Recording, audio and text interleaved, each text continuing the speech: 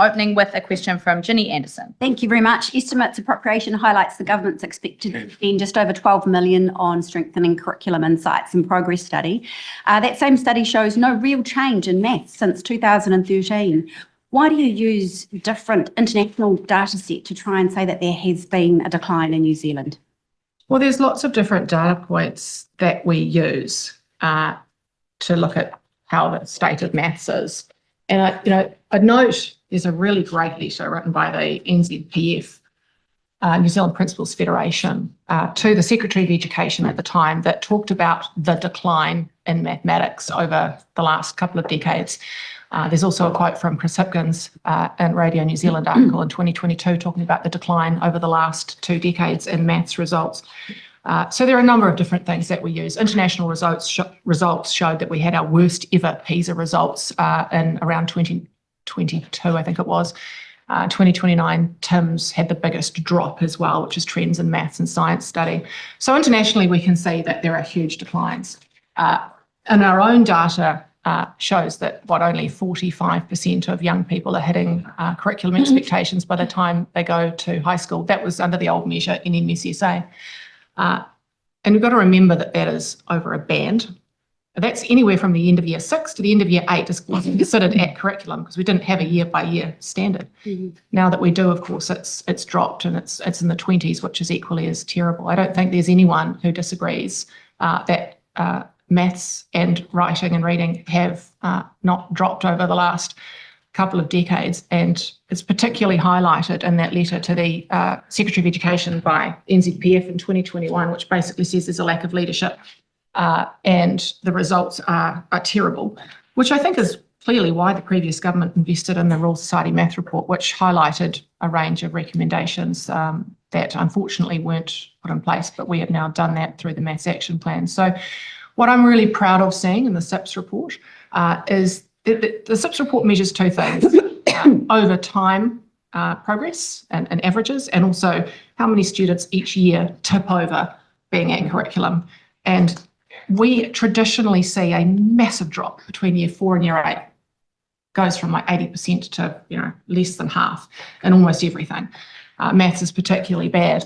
And for the first time this year, and I can bring my curriculum expert up to sit beside me because she can talk to this. For the very first time, we saw a shift away from that trend in year 6 in maths. 6% of students are at curriculum. Just on that. Hang on a minute, I'm still speaking. I'll finish and you can ask another question. It's quite long. It is important to note that at year 6, for the first time, we've seen a statistically significant increase of 6%, and writing was 5%. And so that is statistically significant. To say that there hasn't been an improvement in mathematics or writing is wrong.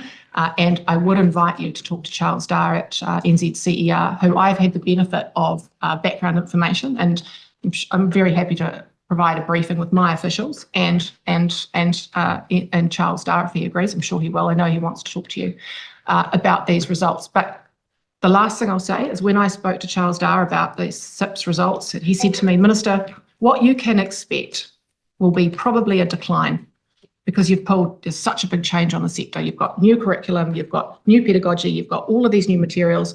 The best you can expect is it to stay flat.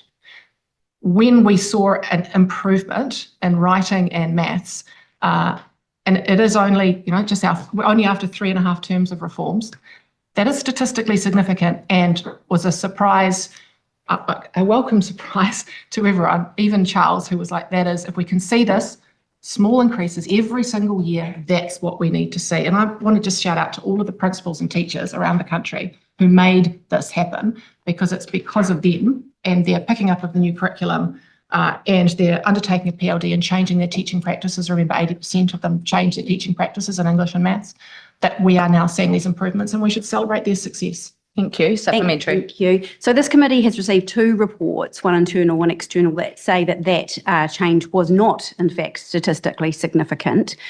Why did you also fail to communicate, well, you did communicate that, potentially incorrectly, why did you fail to communicate to parents that that same data you've just referred to shows increased disengagement from students under who watch? And it says an increase to the share of Year 8 students saying they do not enjoy reading or maths and who do not feel they're good at those subjects. Why was that not reflected as well as what she's reporting, a statistically significant increase? Well, just firstly, on the first point, you are wrong, Ms. Anderson. It is a statistically significant jump. In mathematics I at think year it is. 6 of 6%. I think that's your view. It's not my view. I'll pass over to my officials because I'm not making it up. It is in all of the reports. It's in SIP's report. It's in the reports provided to me by my officials. So I'll let you speak to that. We have that data comes out of our study team that is run by Otago in a partnership with NZCER. They provide us the results and they do all the analysis of that. That analysis pointed out to us where we had statistically significant improvements and where we were remaining stable. That including other data points that are tested in the study as well, like student engagement and their enjoyment of the subject. We have that peer reviewed by our own analysts back at the ministry to make sure that we've got that assurance over the data. And like the minister said, probably we were expecting to see a good stable flat line because we're building momentum over time. We were all pleasantly surprised to see that increase at those particular levels, which shows us that, as the minister said, for the first time we could see where we were not replicating the same trend we'd seen in the past, which was between years 4 and year 8. We were seeing less kids being successful at year 8 than we were at year 4, and having that year 6 check-in, which was new, and the previous government agreed to this, having that year 6 check, allowing us to look in and make sure that continuing decline wasn't occurring. We'll keep investing and enables us to pinpoint where those additional investments need to go to support those students who aren't at level. Can I make a Coming point back to around why it year wasn't 8? communicated to parents about the disengagement factor. So Can why I was make, that not can I make a point communicated? around year 8?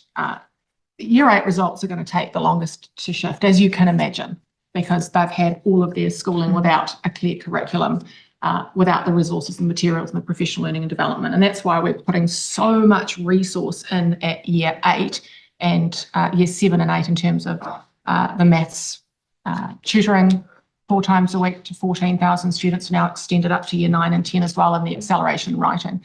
And you will see that the results will be more significant at the bottom end as they climb up. The year 8 teachers are only just going into their professional learning and development now for maths and for structured literacy and the like. So we've been building very much from the bottom up and rolling it out up the year levels. So you will expect, I would have expected to see more of a shift in the lower years because of all of the investment than the higher years. But even saying that, in mathematics, every single year went up. In fact, in year 3, there's been a 5% shift from 23 to 25, and in year 8, see only a 2% shift. That's not statistically significant, but if we keep seeing that year on year, and as the students from lower year levels, so they're having all of that support and intervention roll through, it will improve. Further supplementary?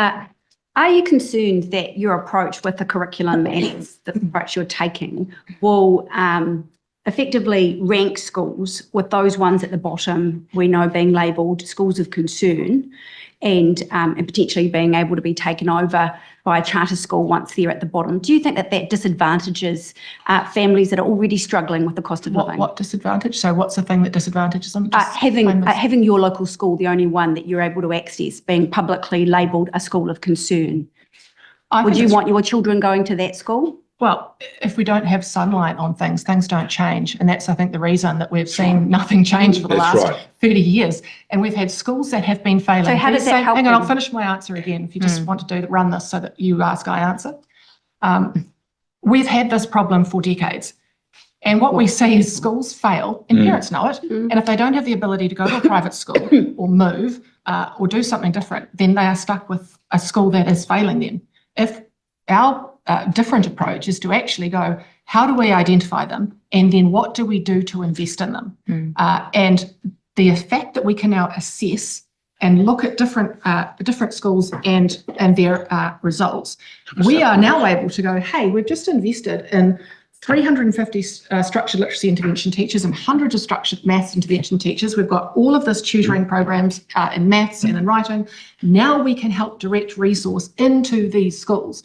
And also we can take a look and work with ERO on what school improvement measures we need to undertake. And we've already got a number of things we're trialling around the country. We've got high impact teaching pilots going on. I've got the wonderful Honourable Calvin Davis working at Portakey College, working on a bit of a blueprint for school intervention for us, so that we can now say to these schools, hey, we've got the resources for you. We can come in and invest, and we've got a blueprint to help you change so that over time these schools can become wonderful schools, because those are the ones we need to invest in the most. But if you hide that, we have what we had for the last 30 years, which is nothing. So in the United Kingdom, where this was implemented, it did, and it's proven to further entrench existing inequalities. I've met with schools in South Auckland who are deeply concerned that your changes are going to make their communities even further marginalised than they are now. Through and that's what? parents and teachers. Through what exactly is marginalising them? By ranking them and calling those schools at the bottom publicly a school of concern and having ERO come in. For a start, we're not ranking schools. You are. Schools are not being That's what the ranked. Education Act says. But there is, of course, and there always has been, and I'll get Alan McGregor-Reid to speak to this, we've always had schools of concern. Now we're just going to be investing in them to make sure that we improve them. And you want to talk to school It will be good to improvement? hear from Alan how you're investing in In them. fact, ERO can come, because they're the ones, if I'll just get ERO up to talk about these schools of concern. And also, I would just point out while we're waiting, in the Act that we're changing, we will be acting far more quickly when ERO have identified a school of concern. The concern that I had is that ERO will identify a school of concern and then nothing happens, and they continue to fail. Now it is on us. As soon as that's identified, within a couple of days, we know it's happened. We get a report within another period of time, and then we have to do something about it. Great. Sorry, but you want to talk about it we've always had these labels. Yes, they've always been around, but I think that the issue now is that it's clearly a systems approach to actually trying to resolve those sorts of issues. So we've got more money in the budget to go and do, focus more attention on these schools. So we're, on site more often, either termly or quarterly, which I think is a really good way to, termly or at least, termly or quarterly. And then that's really giving us the opportunity to provide information to the ministry really quickly around what an intervention framework would look like. Great. Thank you. We've got a supplementary. Oh, sorry, Alan. The minister's right. We've always had schools who have struggled at different times. Schools come in and out of that cohort. As a ministry, when we look back in time, we haven't always had the focus on supporting those schools so that parents don't have to live with the reality of their local school or the school they're in zone for not being a great school for their child. What we have in legislation, and we've never really used, is a range of interventions at quite low levels. We also have at our disposal as a ministry a range of supports. And so our focus as a ministry, triangulating with ERO, is working collaboratively with schools on how can we get in there, how can we help them, how can we make sure that they are a great school. And schools will come in and out of that over time. Thank you.